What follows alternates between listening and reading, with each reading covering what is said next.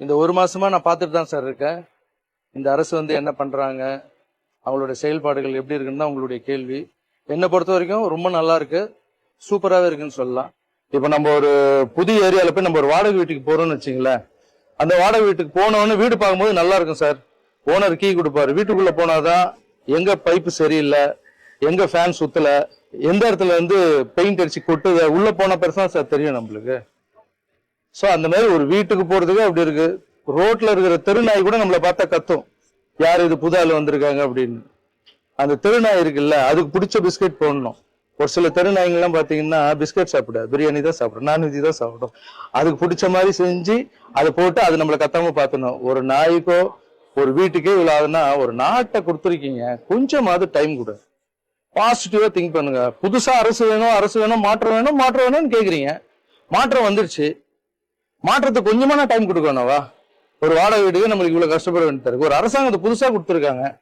So என்னை பொறுத்த வரைக்கும் அவங்களுக்கு கொஞ்சம் டைம் கொடுத்தா நல்லதுன்னு. அதாவது நேற்று நடந்த பத்திரிகையாளர் சந்திப்பு நிகழ்ச்சியில லாரன்ஸ் மக்களை தெருநாய்களோட ஒப்பிட்டு பேசுறாங்க அப்படின்னு சொல்லிட்டு லாரன்ஸோட இந்த பேச்சுக்கு பலருமே கடனம் தெரிவிச்சு வந்துகிட்டு இருக்காங்க.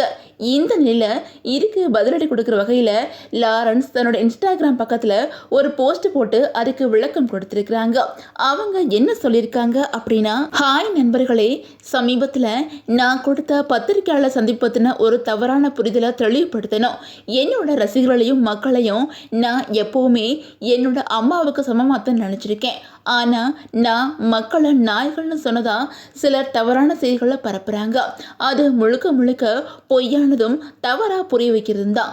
நான் சொல்ல வந்தது என்ன அப்படின்னா, நாம் ஒரு புதிய வீட்டுக்கு குடி போனதும் அந்த இடத்தோட சூழல், அங்கே இருக்கிற விஷயங்கள், அங்கே இருக்கிற நாய்களோட பழக்க வழக்கங்கள் இதெல்லாம் புரிஞ்சுக்க கொஞ்சம் நேரம் ஆகும் அப்படிங்கிறதான். மக்களை நாய்களோட ஒப்பிட்டு பேசுகிற அளவுக்கு நான் மனசாட்சி இல்லாதவன் கிடையாது. மக்களை நான் ரொம்ப மதிக்கிறேன். அவங்கள என்னோட அம்மாவுக்கு சமமாக தான் நினைக்கிறேன். புதிய சூழ்நிலைக்கு பழகிக்க கொஞ்சம் நேரம் தேவைப்படும் அப்படின்னு தான் நான் சொன்னேன். யாரையும் குறிப்பிட்டு பேசல. அதனால எல்லாரும் முழு வீடியோ பார்த்து நான் உண்மையிலேயே என்ன சொல்ல வந்தேன் அப்படின்னு புரிஞ்சுக்கணும் அப்படின்னு கேட்டுக்கிறேன். உங்க புரிதலுக்கும் ஆதரவுக்குமே நன்றி அப்படின்னு சொல்லிட்டு ராகவா லாரன்ஸ் அந்த போஸ்டை ஷேர் பண்ணியிருக்கிறாங்க. அன்மக்களே, ராகவா லாரன்ஸோட இந்த போஸ்ட் பத்தி நீங்க என்ன நினைக்கிறீங்க அப்படின்னு சொல்லிட்டு உங்களோட கமெண்ட்ஸை மறக்காம கமெண்ட்ல சொல்லுங்க. அண்ட் இந்த வீடியோ உங்களுக்கு பிடிச்சிருந்தா லைக் பண்ணுங்க, ஷேர் பண்ணுங்க, மறக்காம நம்ம சேனலை சப்ஸ்கிரைப் பண்ணிக்கோங்க.